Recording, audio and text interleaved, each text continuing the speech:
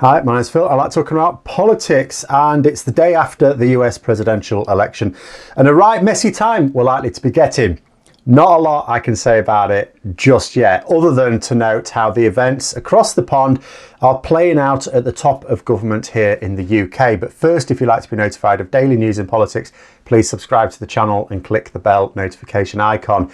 So there's been growing speculation over the last few weeks that Boris Johnson is waiting to see who will win the White House for the next 4 years before deciding whether or not to accept a thin deal with the EU or not. There have been numerous reports of those close to him saying that he seems to be torn between a basic deal and no deal at all.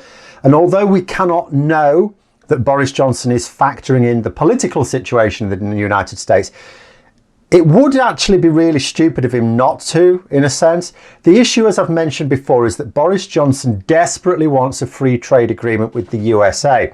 It's his grand prize, without which all of his Brexit endeavours will be worthless. There is nothing about Brexit that he has achieved or can achieve that can possibly hold a candle to what we had as members.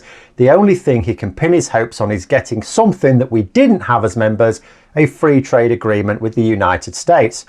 And a proper Charlie he'll look if there suddenly is one between the US and the EU. But to be fair, it's probably safe not to see one of those for a few years. The other trade deals are utterly pointless. You know, they might be bigging up the Japanese trade deal, but it's less than the one we had as members of the EU. The same will be true of everyone else. Their great hope lies in getting that US trade deal that is closer than the bilateral agreements that exist between the US and the EU. Never mind that it will still be a net loss to our economy. The government's own figures, actually, which you will assume is a positive, optimistic appraisal of the situation, to the nearest percent says it will be worth approximately zero of a boost to us. But in these Brexit times, zero is actually pretty good because quite a lot of the future relationships are in negative territory. But how to get the US trade deal that Boris Johnson initially thought would be straightforward? You know, he thought he would get it this year. All he had to do was kiss Trump's arse. That was it. Would be easy, or so he thought. Then Congress piped up for some baffling reason. Conservatives who absolutely adore American politics never really seem to factor Congress into these things. They put all their diplomatic efforts into close relationships with the White House, never Capitol Hill. Even if Trump agrees a trade deal, Congress say, well, we'll block it if it isn't in Ireland's interests. Ireland. The name was vaguely familiar to Johnson. He was sure he'd heard it before somewhere. Couldn't for the life of him think where from. Oh well, never mind. Whatever he was planning on doing surely wasn't going to cause a problem for this island, whatever that was, for Congress, that they were banging on about. Then he found himself in a wee bit of a problem towards the end of summer. So he finally remembered what Ireland was and how he'd agreed to erect a customs border between Britain and Ireland to allow the entire island to maintain the various freedoms and securities offered by the Good Friday Agreement. Unfortunately, he'd also promised everyone in his party that, well, indeed in the public, that there would be no customs documentation or checks required across this customs border. It appeared that he privately told some hardline Brexiteers in the party that he would tear up the party withdrawal agreement that related to our customs arrangements. Now, he said to them he only put it in there to get the public on board, you know, with his Brexit during the general election campaign, because he didn't really think people would vote for a no-deal Brexit. And then he was asked the question late on in autumn in Parliament by a Conservative MP.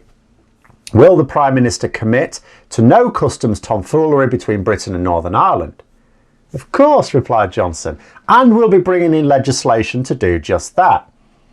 Now, I remarked at the time, didn't really see how legislation was going to help. Then we found out how legislation was going to help or not.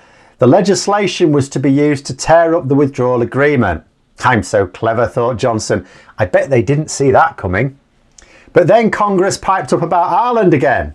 And then, as if it weren't complicated enough, polling was suggesting that Joe Biden might win the presidential election.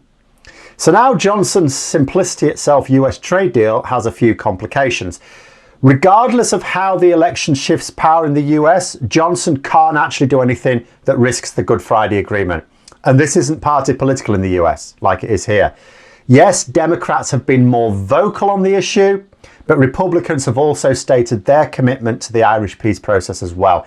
I have yet to hear anyone, even Trump, saying that they don't care about that. So Johnson is going to have to sort out those customs arrangements between Britain and Northern Ireland if he wants the US trade deal. And that means he's going to have to go back on his promise to some in his own party at least to get that US trade deal. Where the presidential election does appear to matter is that Trump has said he will not consider a trade deal if we get a deal with the EU. It's fairly widely accepted that UK officials, if the leaked documents from last year are anything to go by, are satisfied that Donald Trump is serious when he says that if we get any sort of trade deal with the EU, he wasn't specific about any parts of it. If we get a deal with the EU, we can forget about a deal with the US. Biden, on the other hand, is much more interested in dealing with Ireland and the EU than the UK. The UK is not irrelevant, not saying that would be silly. But it is less important than Ireland when so many Americans, himself included, identify as Irish, and also they're not the ones causing trouble. And we're much less important than the EU, which is larger, wealthier, more powerful, and much less insane. To this end, dealing with Biden becomes a lot simpler if we also deal with the EU. In fact, according to reports, the government seemed to be of the opinion that to deal with President Biden, if that's what he becomes, we're going to need that EU deal. But to deal with President Trump, if that's what he remains, we're going to need no deal. In which case, it would absolutely make sense, if it's possible, to find out which presidential candidate is going to win the election before you decide. Unfortunately, it is not immediately obvious how he has the time to do this. I mean, in this country, it is often very strange because we have an election one day, the result comes out the next. It's a little bit more complicated in America. The result isn't formalised until December. We usually, I suppose, sort of know who it's going to be early November, but this is likely to be the messiest of elections, certainly in recent times, if not in US history.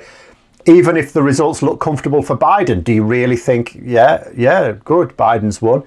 Because even without the mail-in votes, which will be counted later, Trump will do everything he can to seize power. And if the result does depend on votes to be counted over the coming days or weeks that Trump will want thrown out, you know, and there's court battles that are going to come as well, though we won't actually know the results until next month. That would be too late to get an EU deal in place for the end of the transition period. Of course, it could be argued that Johnson could refuse a deal for now. If he's really insistent on this, if it's really a serious issue, keep refusing it, keep talking, keep negotiating. Yes, we'll miss the end of the transition period, but agree once he knows who will occupy the White House next year.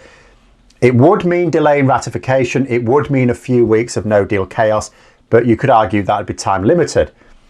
But then you think, but those few weeks of no deal chaos will be really serious. and I'm going to do a video later in the week. The Institute of Government are already talking about the fact we simply cannot cope. That and COVID at the same time, forget it. So if those few weeks do serious long-term damage to the people or businesses of Northern Ireland in particular, that could seriously piss off Biden if he becomes president, to the point where he decides to wait for a more sane prime minister to come along before talking at all. Especially if it looks like Boris Johnson will be on his way out fairly early on next year, or at some point next year. He may just say, well, I'm not in any hurry. We'll just wait till he's replaced by someone with a brain. So, although I can see how Johnson would absolutely want to wait to see who wins the White House, I'm not sure he can afford to, unless he wants a messy end to the transition period. But then it could be argued, if he will accept a no deal, if Trump wins, if he thinks we'll have to go through a no deal anyway, then he's probably already got it in his head that he may have to accept that messy end anyway. But there we go, those are my thoughts. Let me know yours in the comments below. Hope you found the video interesting. If you did, don't forget to click the like button. And if you'd like to support the channel further, please also click the Patreon link for details. And until next time, I'll see you later.